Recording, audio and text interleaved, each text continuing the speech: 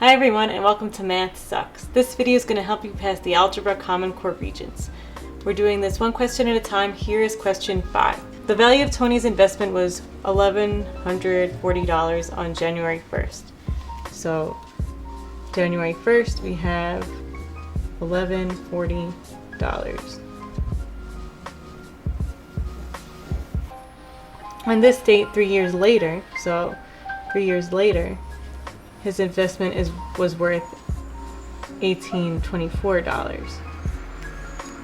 So we start with a base time of 0. So he invests $1,140. Then 3 years later, so this is the time in years, 3 years later, it becomes $1,824. The average rate of change for this investment was $19 per what? So when we see the average rate of change, we know we're going to be finding the slope, which is change in y over change of x, or the rise over the run. So these are kind of like our xy coordinates. So this is what we're going to be working with. So if we want the change in y is right here, the dollar amount, right? So we want to subtract 1824 minus 1140 all over the number of years, the change in years. So the change in years, we want to keep that same order, so that becomes 3 minus 0. So when we plug this into our calculator, we get 1824 minus 1140 equals 684 over 3. So let's divide this by 3, and this gives us 228. So that means he's earning $228 per year. So we found the average rate of change and how much he's earning per year, but that's not what the question is asking. The question is asking, if you look back, they want to know that he's earning $19 per what? So we know $228 per year, but is he earning $19 per day, per month, per quarter, per year? So obviously not year. So we know right away, because we found this number, that that's not right. But now let's just play around with some numbers. So let's see until we get $19 per where it fits. So if we wanted to find out the amount of money he earns per day, we would take 228 divided by 365, because there's 365 days. So we have $228 divided by 365 days. So let's see what happens when we plug that into the calculator. 228 divided by 365, and we get 0.62. So he's earning about 62 cents per day. So we know that that is not the answer. So let's try month. So we have $228 per year, but let's divide that into 12 months. There's 12 months in a year. So when we divide that, let's see what happens. 228 divided by 12. We get $19 per month. So we know that that's our answer, because that's what they were looking for, right? So it's kind of like a weird question where you have to work backwards to find the answer they're looking for. But as long as you remember the average rate of change and are willing to play around with numbers, you should be okay with this question. On to question number 6. The solution to 3 times x minus 8 plus 4x equals 8x plus 4 is, so here we got to find x, and just use a little algebra to do it. So let's rewrite our equation. 3x minus 8 plus 4x equals 8x plus 4. So let's distribute this 3. 3 times x is 3x. 3 times 8 is minus 24. Plus 4x equals 8x plus 4.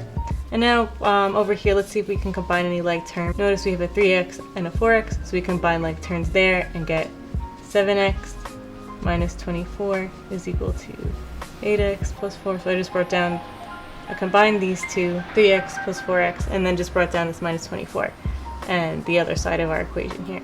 So now we could start moving things to the other side. So let's move over the 7x to the other side by subtracting. We're left with minus 24 equals x plus 4, and then we can move this 4 to the other side, and we get minus 28 equals x. So this gives us our answer, choice 4. Question 7. An ice cream shop sells ice cream cones C and milkshakes M. So they're giving us what each stands for. Each ice cream cone costs $1.50. So let's just write that up here, take some notes. And each milkshake costs $2. Donna has $19 to spend on ice cream cones and milkshakes. If she must buy 5 ice cream cones, so we want 5 ice cream cones, which inequality could be used to determine the maximum number of milkshakes she can buy. So let's we have to put all our information together. So we want 5 ice cream cones at $1.50. So we want $1.50 times 5. So this represents ice cream cones, plus milkshakes M. So we don't know how many milkshakes we can get yet, but we do know that they're $2 each. So we can do $2 or 2M to represent the number of milkshakes that we don't know. And then they give us the total amount she can spend, which is $19. So that means we can spend less than or equal to $19. So less than or equal to $19 in total. So it looks like we have our inequality. So now we just need to find it in the multiple choice section. So notice that number 2 matches up perfectly with what we created here, so that is our answer. Question number 8. When written in standard form, the product of 3 plus x and 2x minus 5 is. So when we see the product, we're going to be multiplying these two binomials together. So we'll get 3 plus x and 2x minus 5.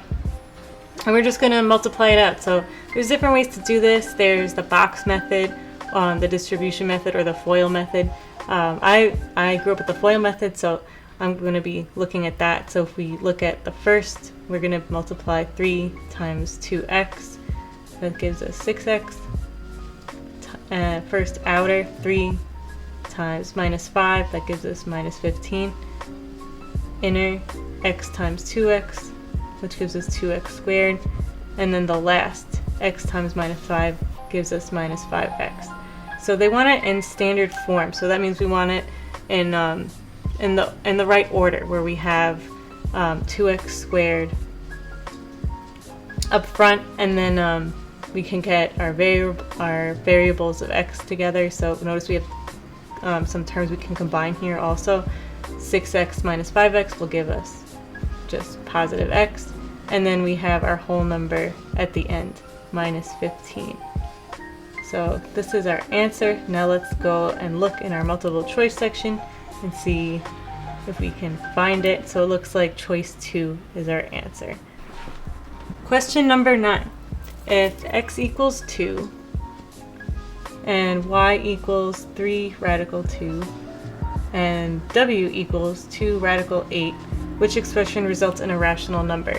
So we could do this step by step, trying each out. You can eyeball it. So to me, I automatically can see that the answer is going to be 3, but let's look at y for each. So if we write out x plus y, so for choice 1, x plus y, that would be 2 plus 3 radical 2. So you can see radical 2 is not a rational number, by the way. So this is not our, which is what we want. We want a rational answer. So this is not it. Choice 2, y, which is 3 radical 2, minus w, which is 2 radical 8. So again, this is also not rational. Radical 8 can be broken down further, but you would still have a radical 2 in there. So if you can't get rid of radical 2, it's not going to be rational. So this is also not our answer.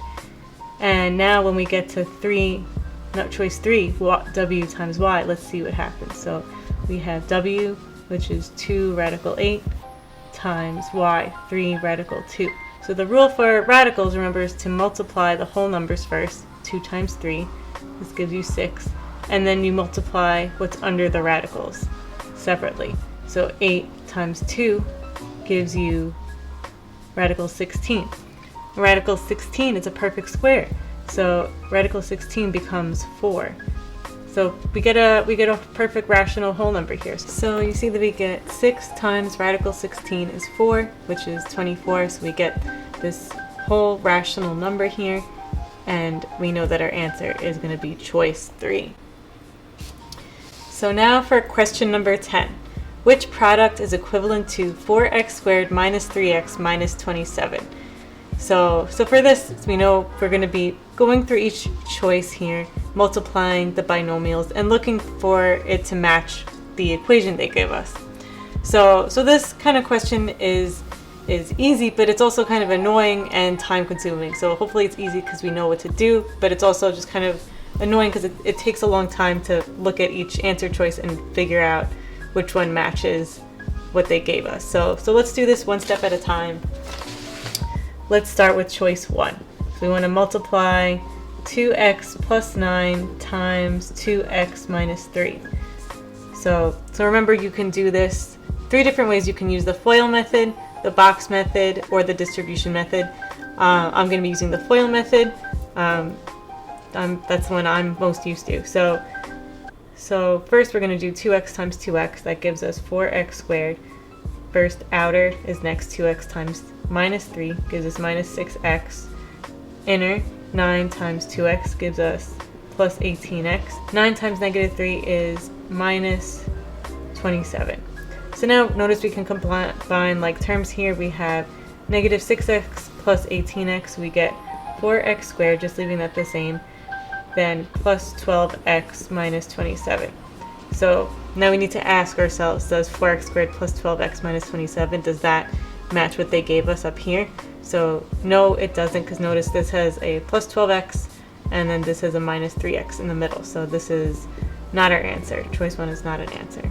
So that's not our answer. So let's try the next one, choice 2, where we need to multiply 2x minus 9 times 2x plus 3. So again, we're going to be using the FOIL method. So we're going to look at 2x times 2x, that's 4x squared. Outer is 2x times 3, that gives us plus 6x. Inner, negative 9 times 2x gives us minus 18x.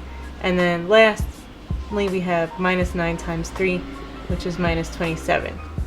So again, we could combine like terms here. We have 6x minus 18x, so this will give us 4x squared minus 12x minus 27. So again, notice we have not found our answer yet because this has a minus 3 and this here has a minus 12. So we know that choice 2 is not an answer. So let's try choice 3. Hopefully this will be the one and we can, move on from this question, right? So we have 4x plus 9 times x minus 3. And now we're going to do the same thing. So we have 4x times x gives us 4x squared. Outer 4x times minus 3 is minus 12x. Inner 9 times x, we get plus 9x. And then last, 9 times minus 3 is minus 27. So when we combine like terms, we get 4x squared, and then we have negative 12 plus 9, which will just give us minus 3x. And then we bring down that minus 27. So finally, we have our minus 3x, and we have everything else as well. We have 4x squared, minus 3x, minus 27, minus 27. So this is our answer, choice 3. So that is our answer. Need more practice? Check out MathSux.org for more questions. Link below. Also, don't forget to subscribe. Happy calculating!